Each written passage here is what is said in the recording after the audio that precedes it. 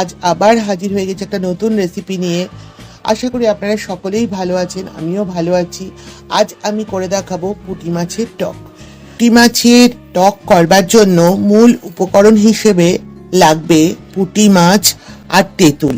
এখানে আমি 100 গ্রাম পুঁটি মাছ নিয়েছি, তার জন্য আমি তেঁতুল নিয়েছি এতটা। এবার আমি প্রথমে পুঁটি মাছটাতে নুন হলুদ মেখে নেব।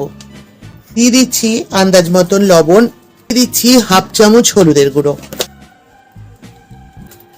ভালো করে নুন আর হলুদ পুঁটি মাছগুলোকে গায়ে মেখে নেব। গ্যাস অন করে কড়াই বসিয়ে দিয়েছি, আর কড়াইতে দিয়ে দিচ্ছি সর্ষের তেল মাছগুলো ভাজবার জন্য। তেলটা গরম হয়ে গেছে, আর আমি একে একে মাছগুলো ছেড়ে দিচ্ছি। এই মাছগুলো ভাজা হয়ে গেছে, এই মাছগুলো একটা বাটিতে তুলে নিচ্ছি। মাছগুলো ভাজা হতে হতে এই তেঁতুলটা সামান্য জল দিয়ে আমি ভালো করে গুলে নেব, মানে তেঁতুলের পাল্পটা যাতে ভালো করে রেডি হয়ে যায়।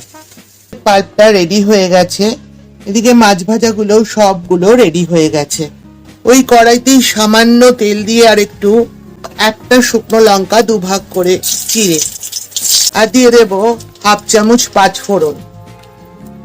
ফোড়নটা ভালো করে হয়ে গেছে, এবার আমি এর মধ্যে দিয়ে দেব তেঁতুলের এই পাল্পটা।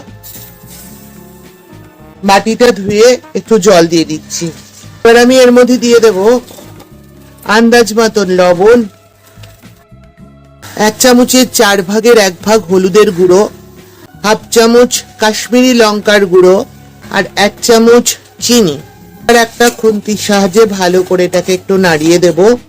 ঝোলটা ভালো করে ফুটে গেছে, এবার এর মধ্যে আমি ভাজা পুঁটি মাছগুলো ছেড়ে দেব।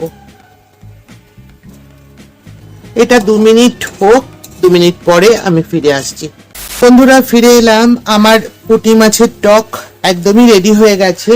এবার সামান্য একটু ভাজা মশলার গুঁড়ো দিয়ে দেব, 1 চামচের 4 ভাগের 1 ভাগ। যেহেতু আমার মাছের পরিমাণটা কম, সেই জন্য আপনারা বুঝে সেটা দেবেন। ভাজা মশলার গুঁড়োটাতে রয়েছে জিরে, ধনে আর শুকনো লঙ্কা শুকনো খোলায় ভেজে এটা গুঁড়ো করে নিয়েছি। এটা আমি ওপর দিয়ে একটু ছড়িয়ে দিচ্ছি। গ্যাসটা অফ করে দিয়ে আমি পরিবেশন করবার জন্য ফিরে আসছি। রেডি হয়ে গেল আমার পুঁটি মাছের টক। এটি খেতে অসাধারণ লাগে।